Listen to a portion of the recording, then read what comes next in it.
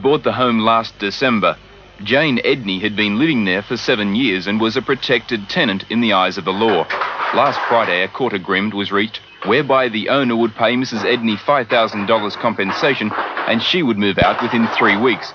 Some boxes were already packed when on Saturday the owner arrived and began removing the roof while Mrs. Edney, her children and some friends were inside. We weren't even going to come out the front till the police arrived because we didn't know where the tins were being thrown. My girlfriend's car was in the driveway. We didn't even know if her car was being hit by flying roof sheeting or anything. We just stayed inside till the police came. We did not go out the house until the police came. What were the children doing? Well, I think to them, well, I wouldn't like anybody else's kids to go through the experience that they were going through. They were, well, this one was nervous, like he'd been sick the night before and he knew what was going to happen the day after. There was a lot of commotion, the kids were screaming, but it still went on. Even as it was happening, did you believe that someone would come along and pull the roof off your house while you were living there? No. I didn't think it could be possible that something like that would happen. Even though I expected him to do something like that, I didn't think it would be possible that it would be allowed to happen. Because as far as I was concerned, when the police came out, to me it seemed like he can do what he wanted. The police didn't stop the roof being removed because they were told the owner was replacing it. But after removing the tin, the front window and the front door, he left. The State Emergency Service was called and the house was covered with tarpaulins, and that's how it remains today. It may seem like an open and shut case of illegal eviction, but it's not that easy. The presence of a protected tenant makes the question of 10 Arthur Street one huge mess of legal pitfalls. The owner, Cliff Cotter, bought the home last December, but since then he's been living in one room of his mother-in-law's house, along with his wife and daughter.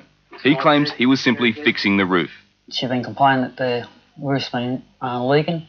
I said, I'm giving 24 hours notice to repair the roof. I said, by law, I've got to give you, Jane. And she yelled out, she said, I'm going to ring up the solicitor. And I said, I'll ring whoever you are. I said, I'm only repairing it. In the afternoon, I went down to the place to repair the roof. And we started taking the roof off. But when we took the roof off, the builder, the tile I had with me, said the wood was completely rotten. He said he would not put tiles on there. But you started removing the roof while there were still people inside. They must have heard me. They seen me coming. They seen me put the ladder up. She knew I was there. She did not come out and object whatsoever. If she'd come out and said, please don't take the roof off, would you have stopped? I would have talked about it, I suppose. She didn't, but as I said, she didn't even come out and ask me.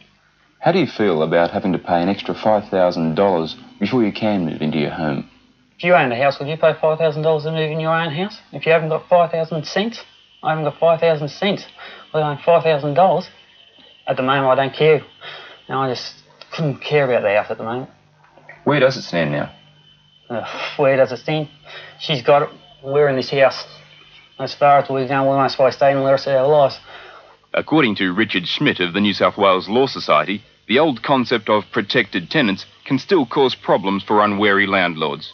Well, a protected tenant comes about by virtue of the age of the premises and the fact that they haven't been decontrolled.